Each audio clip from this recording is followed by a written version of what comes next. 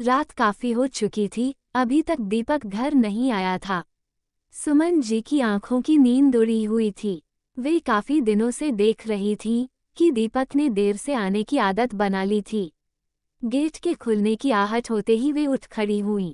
Driver के कंधे पर लदे नशे में धुत दीपक को देखते ही वे आपे से बाहर हो उठीं। क्रोध भरे स्वर में चिल्लाईं, दीपक, आईने में अपना चेहरा देखा है तुमने? क्या हालत हो गई है तुम्हारी? आखिर क्यों अपनी जिंदगी के साथ खिलवाड़ कर रहे हो? दीपक भी उसी लहजे में बोला, पहले तो तुम मुझे भाषण देना बंद करो। जरा बताओ, तुमने मेरे लिए किया क्या है?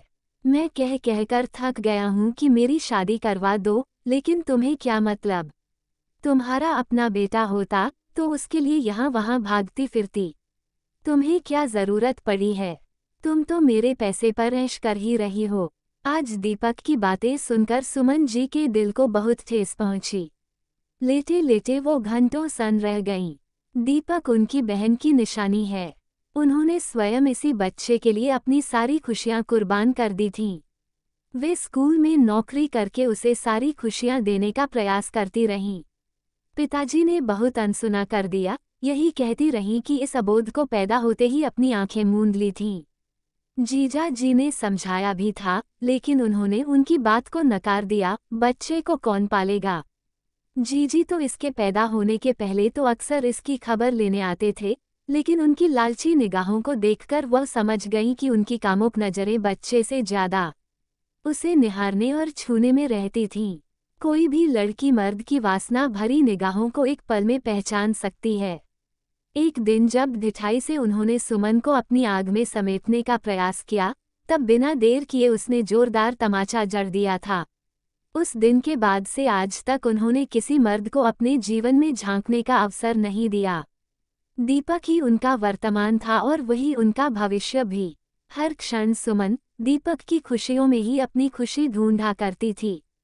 उनके अधिक लाड़ प्यार का नतीजा ये हुआ कि वह जिद्दी और बदतमीज होता चला गया।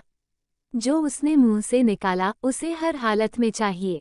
वे भी हर सूरत में उसकी इच्छा पूरी करने का प्रयास करतीं। वो पढ़ने में तो ठीक ठाक था, लेकिन हर समय बड़ा आदमी बनने का ख्वाब देखा करता। सुमन जी ने दीपक के ग्रेजुएशन करने के बाद एक प्राइवेट कॉलेज में एमबीए में उसका एडमिशन कराने के लिए अपनी सारी जमा पूंजी लगा दी। सोचा चलो कहीं प्लेसमेंट हो जाएगी तो उसकी शादी धूमधाम से कर दूंगी और मेरा बुढ़ापा चैन से कटेगा। दीपक ने जवान होकर बिल्कुल अपने पापा का रंग रूप पाया था, गोरा, लंबा और आकर्षक। कॉलेज जाते ही लड़कियों के फोन कॉल से सुमन जी का माथा ठनका था, लेकिन उन्होंने उस पर ध्यान नहीं दिया।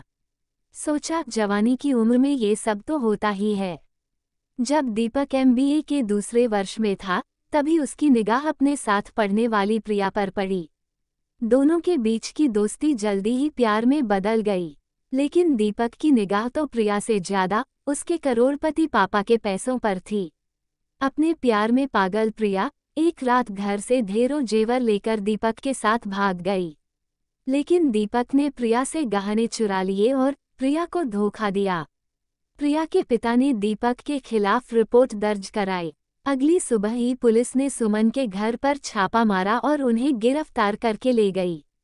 सुमन जी को कुछ पता ही न था जो वे पुलिस को कुछ बता पाती। महीनों तक दोनों यहाँ वहाँ भागते रहे, लेकिन आखिर एक दिन वे पुलिस की गिरफ्त में आ ही गए। प्रिया के पिता ने पैसे और पहुंच के जोर से बेटी को तो छुड़ा लिया, परंतु दीपक की जमानत भी न हो सकी और उसे 9 वर्ष का कारावास हो गया। सुमन जी के लिए यह बहुत बड़ा धक्का था। पैसे भी बर्बाद हो चुके थे और समाज में उनकी इज्जत भी मिट्टी में मिल गई थी। वे किसी को अपना मुंह दिखाने लायक नहीं रह गई थीं। परंतु ममता से मजबूर जब दीपक सजा काटकर जेल से बाहर निकला तो वे वहीं बाहर उसका इंतजार करती मिलीं। दीपक उनके कंधे पर सिर रखकर बच्चों की तरह फूट फूट कर रो पड़ा। रात के स्याह अंधेरे में दोनों थोड़ा बहुत सामान समेटकर दिल्ली से मध्य प्रदेश के लिए निकल पड़े।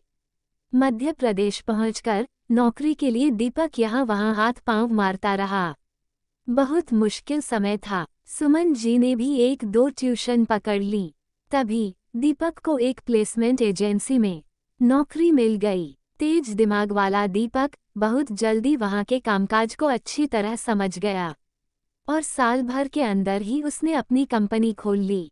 10 वर्षों में अब उसके पास सब कुछ था, पॉश कॉलोनी में बंगला, बड़ी गाड़ी। परंतु वो आज भी अकेला था। कई लड़कियों के साथ उसने रिश्ते बनाने का प्रयास किया, पर शादी तक बात नहीं पहुंच सकी। यहाँ तक कि जाह्नवी के साथ 6 महीने तक लिव इन में भी रहा, परंतु वह भी उसे छोड़कर चली गई। उसका अहंकारी और क्रोधी स्वभाव कोई भी रिश्ता चलने ही नहीं देता था। उसका सिद्धांत था कि पत्नी को गुलाम की तरह पति के इशारे पर नाचना चाहिए, लेकिन वह स्वयं सब कुछ करने को आज़ाद है। अब उसके पास पैसा तो बहुत था, लेकिन बदनामी के कारण उसकी शादी अभी तक नहीं हो पाई थी। सुमन जी भी चाहती थी कि उसकी शादी हो जाए, ताकि वह सुधर जाए और बीवी बच्चों के साथ शांतिपूर्वक अपनी जिंदगी बिताए। उसके ऑफिस के काले कारनामों का उन्हें बिल्कुल भी पता नहीं था। उन्होंने मन ही मन निश्चय किया कि दीपक जब सुबह के समय होश में होगा तो वे उससे लड़कियों से दूर रहने का वादा लेंगी और तब उसकी शादी के प्रयास में गंभीरता से जुट जाएंगी। अगली सुबह जब सुमन जी चाय लेकर दीपक के कमरे में गईं, तो वह रात की कही हुई सारी बातें भूल चुका था। दीपक का प्यारा सा चेहरा देखकर वे पिघल उठीं। बोली, बेटा, तुम नेट पर अपना प्रोफाइल रजिस्टर करवा लो, शायद कहीं बात बन जाए। हाँ मौसी, मैंने रजिस्टर करवा दिया है, लेकिन मुझे फुर्सत नहीं मिलती कि मैं टाइम दे पाऊँ। अच्छा चलो, आज से मैं तुम्हारी शादी के लिए कोशिश करूँगी। मौसी, कोई तलाकशुदा लड़की ही ढूंढो, मैं उससे भी शादी कर लूँगा। आखिर मेरी उम्र भी तो 42 की होने वाली है।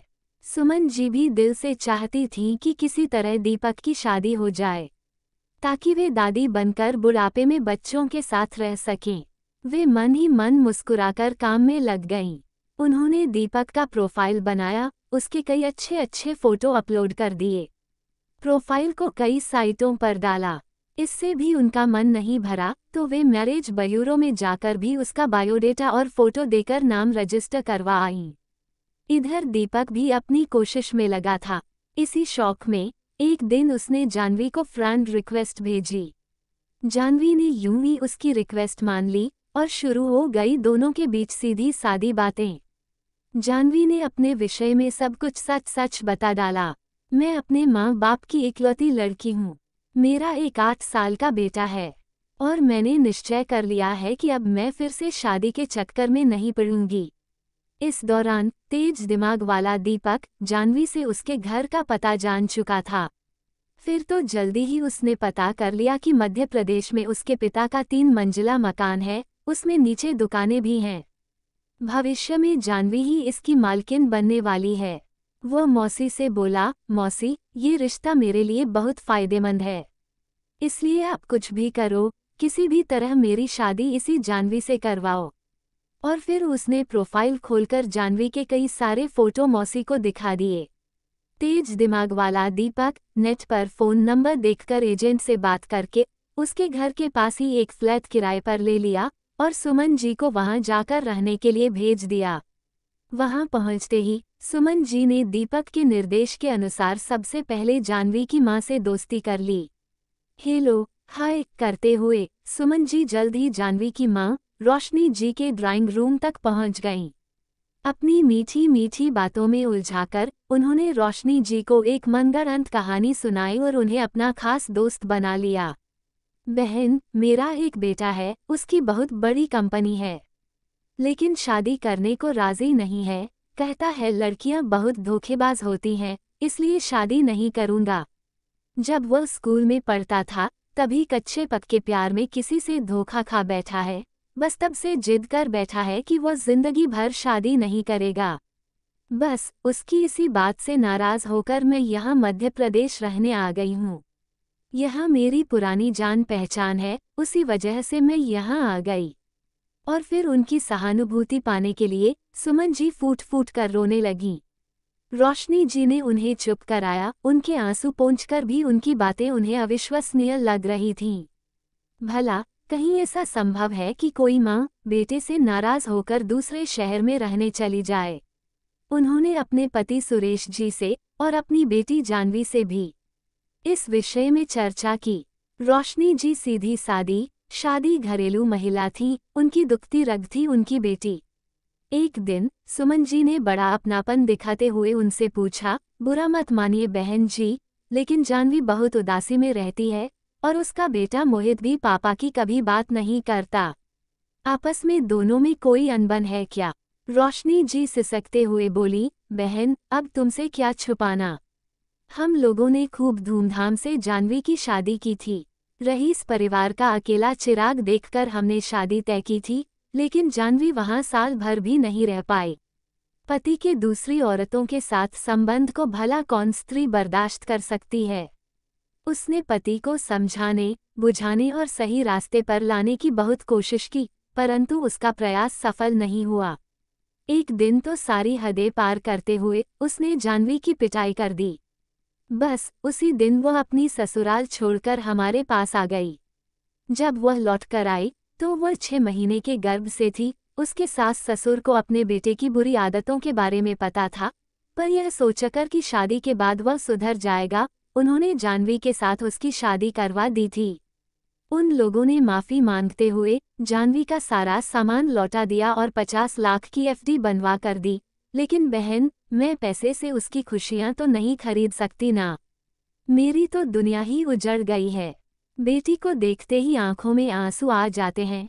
यह मोहित ही है जिसकी वजह से घर में थोड़ी रौनक हो जाती है। सब कुछ इतनी जल्दी घट गया कि जानवी आज भी इस हादसे से उबर नहीं पाई है। उसे कितना समझाती हूँ, पर वह शादी करने के लिए राजी ही नहीं होती। जानवी के पापा ने बेटी को व्यस्त रखने के लिए उसी स्कूल में नौकरी लगवा दी जहां मोहित पढ़ता है।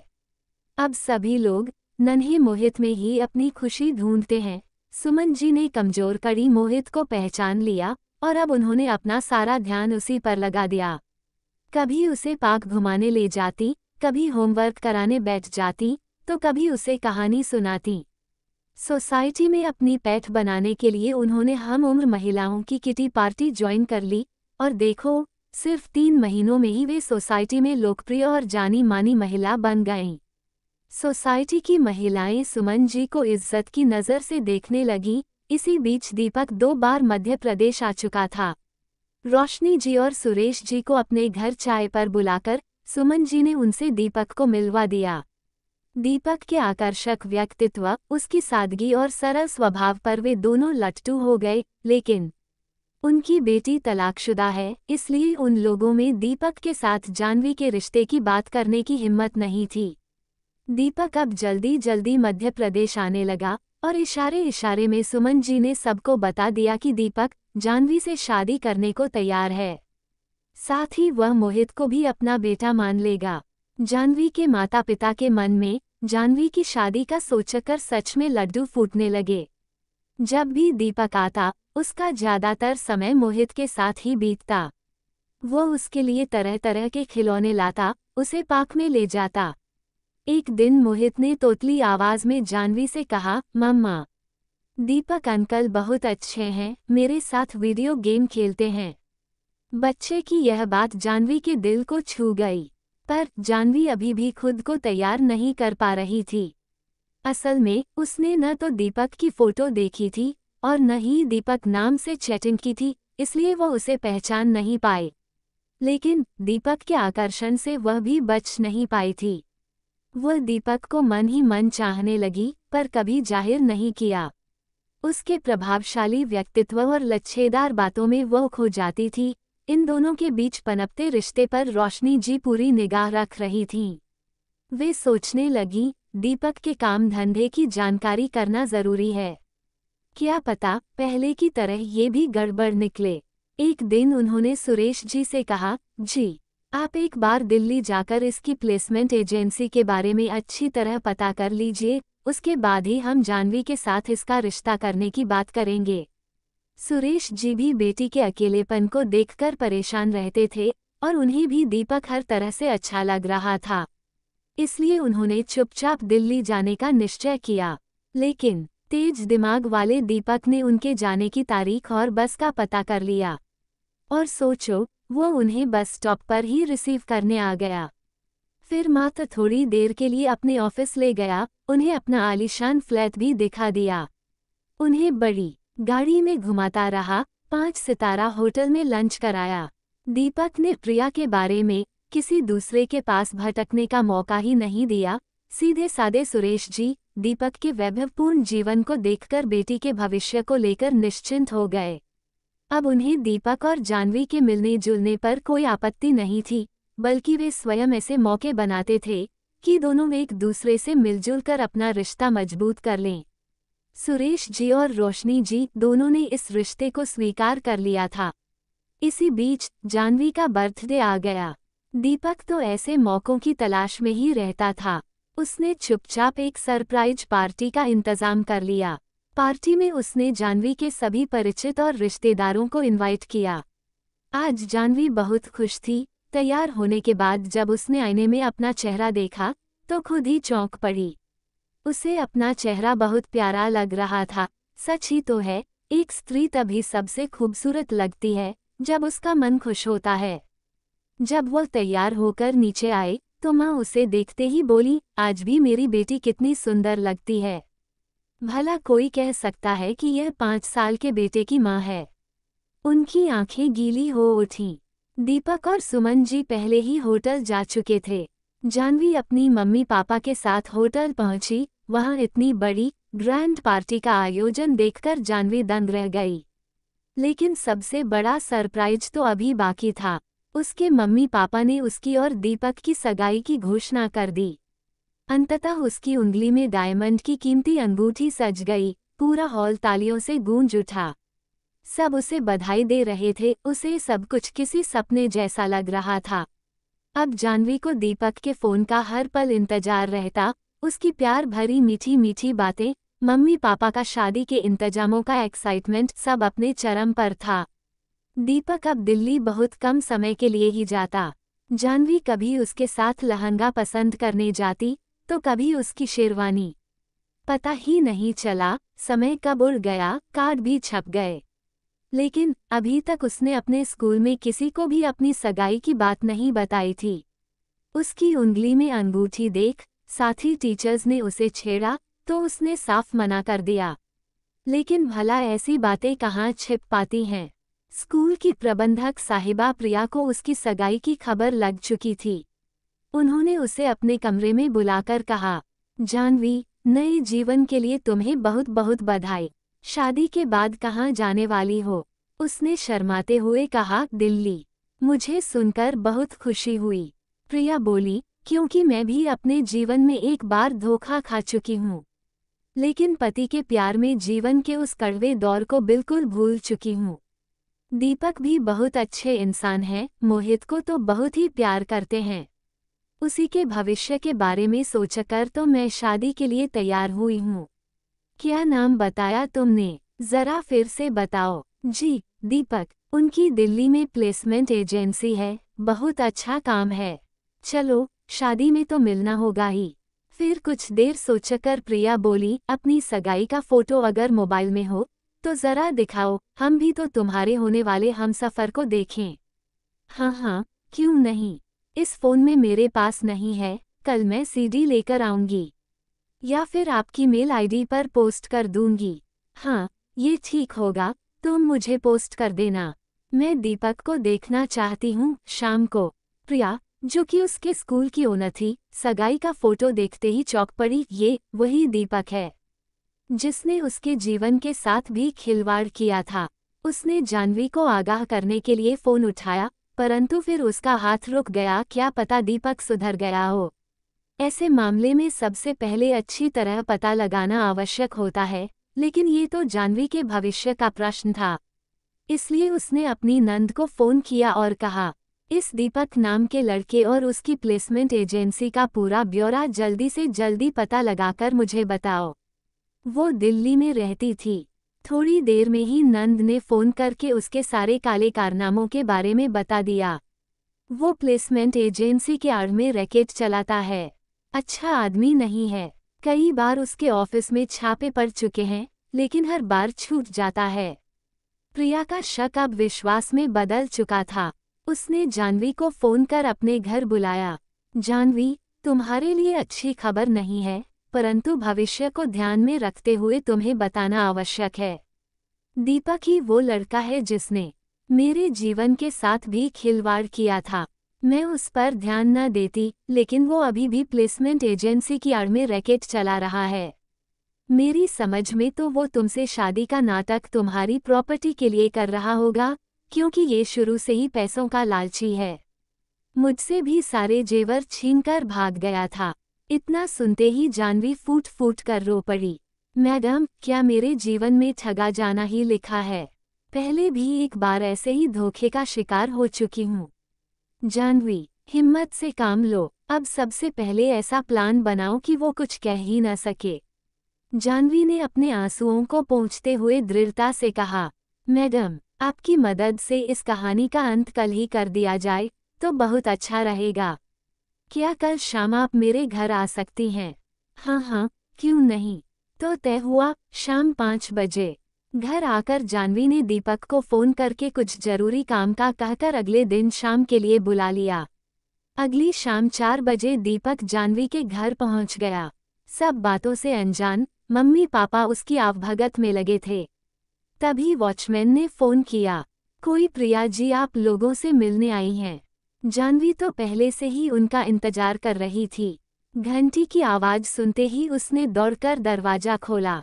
दीपक इतने समय के अंतराल के कारण प्रिया को तुरंत पहचान नहीं पाया, लेकिन जानवी ने जानबूझकर उसको याद दिलाने के लिए कहा, आइए प्रिया जी, बड़े अच्छे मौके पर आप आई हैं, मेरे होने वाले पति दीपक जी से मिलिए। अब तक दीपक को सब कुछ याद आ चुका था। तुम्हारे पाप का घड़ा भर चुका है। प्रिया की आवाज तेज हो गई। मैंने दिल्ली से तेरी सारी कर्मकुंडली मंगा ली है। वहाँ प्लेसमेंट एजेंसी के नाम पर जो गंदा खेल खेल रहा है, उसकी सारी जानकारी मेरे पास है। दीपक की सच्चाई जानकर पापा चक्कर खाकर गिर पड़े। माँ भी फूट फूट कर रोने लगी। इसने तो हमसे कहा था कि ये कुंवारा है। प्रिया मैडम चीख पड़ी, इस बदमाश को तो आजन्म कुंवारा ही रहना चाहिए। आंटी, शुक्र करो कि आपकी बेटी इस बदमाश के चंगुल से बच गई। दीपक चुपचाप धीरे धीरे खिसकने की कोशिश कर रहा था। तभी जानवी ने उसका हाथ जोर से पकड़ लिया। भाग कहाँ रहे हो? कुछ दिन ही सही, धोखेबाजी और काले धंधे के आरोप में तुम्हें जेल तो जाना ही होगा। अब तक एकदम चुपचाप खड़ी सुमन जी गिड़गिड़ाकर बोली, मैं हाथ जोड़ती हूँ, मेरे बेटे को माफ कर दो, हम लोग यहाँ से चले जाएंगे। दीपक ने नया दांव खेलते हुए चीख कर कहा, चुप करो, तुमने मेरे लिए किया ही क्या है? हर समय कहती रहती थी शादी कर लो, शादी कर लो, लो अब हो गई शादी। आज सुमन जी को उसका झूठ बर्दाश्त नहीं हुआ। मैंने अपनी सारी जिंदगी तेरे लिए बर्बाद कर दी, फिर भी तू यही कहता है कि तुमने मेरे लिए किया क्या है। मैं तेरे सभी काले कारनामों का चिट्ठा खुद खोलूंगी, तेरे खिलाफ कोर्ट में गवाही दूंगी। इसी बीच पुलिस ने आकर दीपक को गिरफ्तार कर लिया। तो बस आज की कहानी में इतना ही। कहानी पसंद आई हो तो वीडियो को लाइक करें और चैनल को सब्सक्राइब करना न भूलें। धन्यवाद।